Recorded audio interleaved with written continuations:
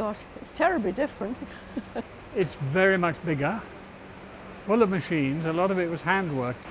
Well, I don't have to bow my head under the beams of the workshop we used to work in. It's fantastic.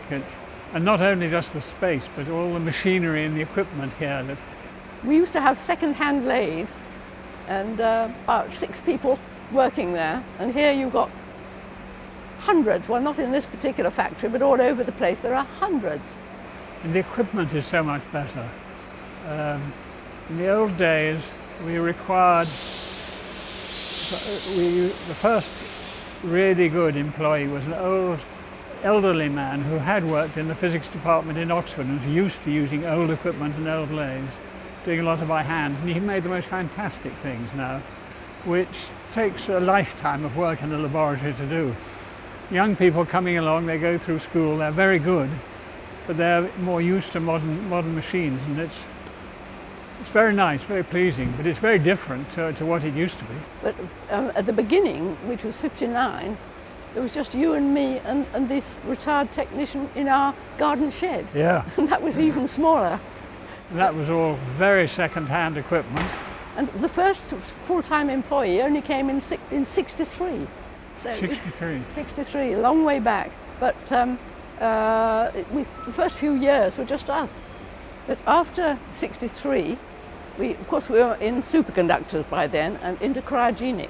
And so this equipment here, all this cryogenic equipment you can see around, is more familiar, although it was much smaller then. These big magnets, although we could turn them out in the garden shed, because there were things that you could wind on. Well, we borrowed the winding machine from the university because they weren't using it then to wind these magnets. And then, you know, it was quite big equipment. We made the cases out of fiberglass because those were more easier to do. And I could lay up fiberglass. I think we make it, got more attention to how it looks.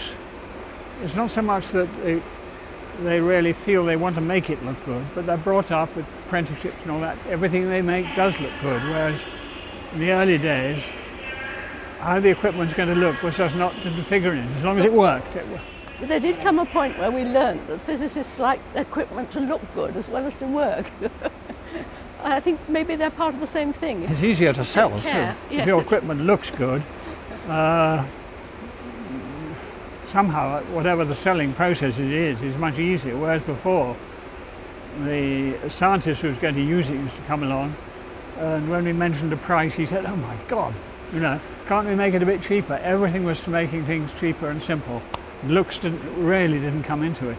The differences are most marked because, of course, when we started, it was just the 2 of us and a shed at the bottom of the garden and this old technician who came in occasionally.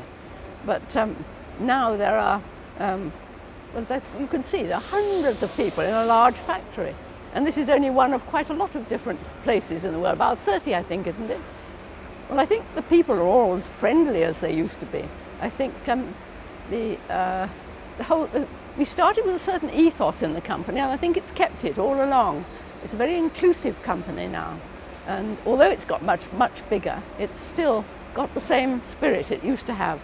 And people are full of enthusiasm, and they're very intelligent people. I think the whole, all along, we have depended on people being very intelligent and innovative. In many ways, it's much the same, I think. It may not look the same, but the thinking of the people behind the benches, the relationship they have with the user who may come in from Australia or Moscow or somewhere and see the equipment being made, all that is the same.